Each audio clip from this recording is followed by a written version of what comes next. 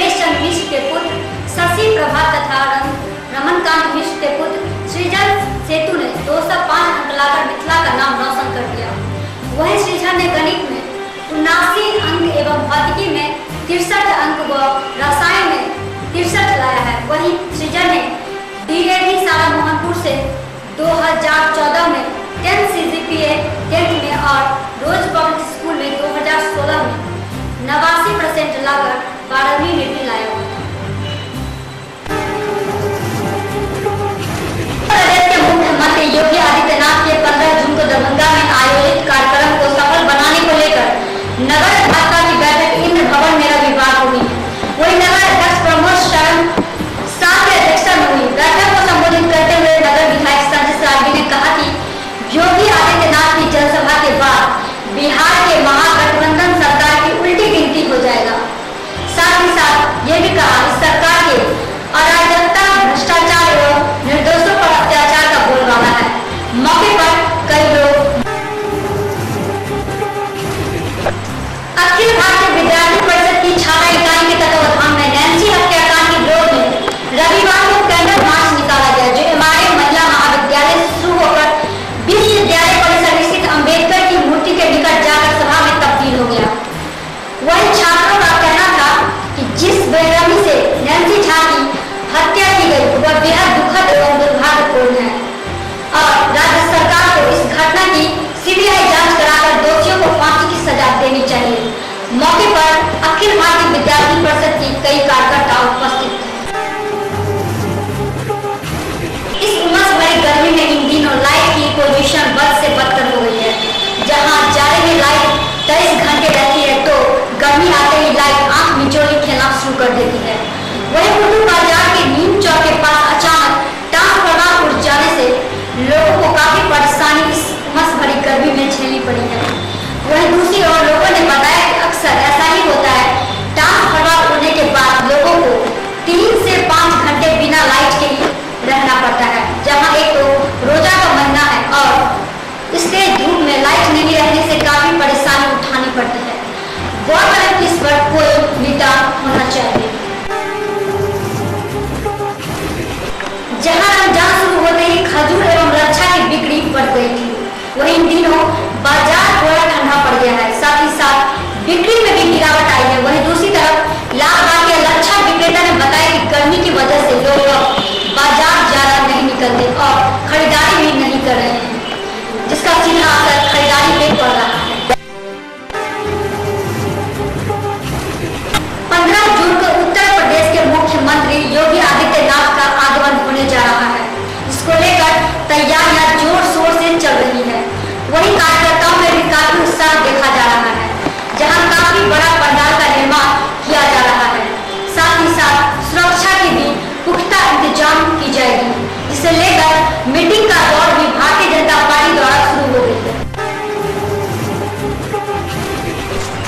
मधुबनी की पुलिस कप्तान ने सड़क हादसे में मारे गए पुलिस कर्मी की पार्थिव शरीर को अंतिम विदाई दी।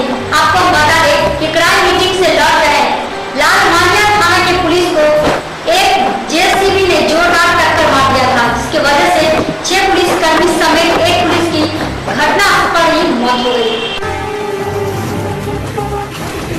वहीं बताया जाता है कि फुलपरा थाना अंतर्गत NH57 पर पिपरौलिया पेट्रोल पंप के पास एक अनियंत्रित जेसीबी ने जोरदार टक्कर मार दिया, जहां सुरक्षा गार्ड अमित कुमार की मौके पर ही मौत हो गई। जहां जिले के पुलिस कप्तान ने मृतक के पार्थिव शरीर पर फूल माला चढ़ाकर अंतिम विदाई दिया। इसमें कई वरीय पुलिस अधिकारी समेत पुलिसकर्मी ने श्रद्धांजलि दी। नेपाल के तराई क्षेत्रों एवं मधुबनी जिले में 2 दिनों से हुई काफी बारिश की वजह से बुद्धि बगान के जल स्तर में काफी वृद्धि हुई है। वहीं बरसाती पानी से नदी के पानी में बहाव में तेजी आ गया है। पानी को तेज बढ़ाव से मधेपुर प्रखंड के बुद्धि बगान में कई जगहों पर चचरी पुल नदी में बह गए, जिससे लोगों को यातायात में काफी मुश्किलों का सामना करना पड़ रहा है। पेशक मधुबनी से आलोक कुमार की खास रिपोर्ट। क्राइम मीटिंग के बाद वापस लौट रहे लालमानिया थाने की police jeep NH57 Piprauliya petrol pump के समीप दुर्घटनाग्रस्त हो गई, जिसमें पुलिस जीप चला रहे भागते पड़ी हो गई। वहीं पुलिस जीप में सवार ललमनिया थाना प्रभारी मनोज कुमार, एएसआई बैजनाथ मंडल, चौकीदार चमकलाल पासवान, कृष्णदेव मुखिया, गौतम कुमार एवं राम नरेश पासवान चौकीदार का पुत्र नरेश पासवान बुरी तरह जख्मी हो गया।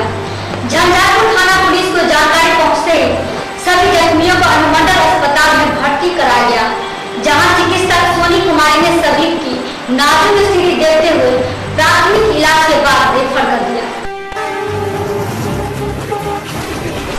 वीआईपी रोड स्थित अलपट्टी में रविवार को doctor Shukla paediatric hospital and rehabilitation centre का दीपोत्सव का उद्घाटन शहर के जाने माने चिकित्सक doctor Vijay Kumar Singh, doctor N K Shukla की मां सरस्वती देवी व रामदेव तिवारी ने की। वहीं अस्पताल के निदेशक डॉक्टर एनके शुक्ला व डॉक्टर गुंजन त्रिवेदी ने बताया कि दरभंगा में नवजात बच्चों के बेहतर इलाज का प्रयास कर रहे हैं।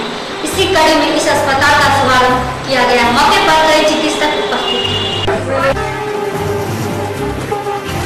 आर्थोपेडिक एसोसिएशन सराफ आर्थो एवं स्पाइन सेंटर तथा स्पाइन सोसाइटी के संयुक्त तत्वाधान में रविवार को दरभंगा ऑपरेटिव स्पाइन कोर्स सत्र 2017 व पीजी ऑर्थोपेडिक अपडेट का आयोजन किया गया। वहीं कार्यशाला का उद्घाटन इंडियन स्पाइन सर्जन एसोसिएशन के अध्यक्ष डॉक्टर राम चड्डा ने किया, जहां इस आयोजन में विख्यात चिकित्सकों की ओर से विभिन्न मेडिकल कॉलेज के पीजी छात्रों को नई तकनीकी जानकारी दी गई। मौके पर डॉक्टर एसएन सराफ सहित कई चिकित्सक व छात्र मौजूद रहे। होली मेरी इंटरनेशनल स्कूल को +2 की मान्यता प्राप्त होने पर पत्रकारों को सभी जानकारी सीबीएसई बोर्ड के अध्यक्ष सीबी सिंह ने मीडिया को दिया। मौके पर विद्यालय के चेयरमैन शिव किशोर राय के साथ पूरा विद्यालय परिषद मौजूद था। जिला विकास समन्वय एवं निगरानी समिति की बैठक सांसद कृति आजाद की अध्यक्षता में किया गया समन्वय के अम्बेडकर सभागार में। वही बैठक में जिले के सभी योजनाओं की समीक्षा की गई, साथ ही आवश्यकता दिशा निर्देश दिया गया। बैठक में भाजपा के नगर विधायक संजय साल, विद्यालय विधायक जीवेश कुमार मिश्रा, जिला अधिकारी डॉक्टर चंद्रशेखर सिंह, डीडीसी विवेकानंद झा एवं नगर आयुक्त सहित सभी प्रखंड के प्रमुख एवं नव निर्वाचित महापौर वैजयंती खेड़िया उपस्थित थे।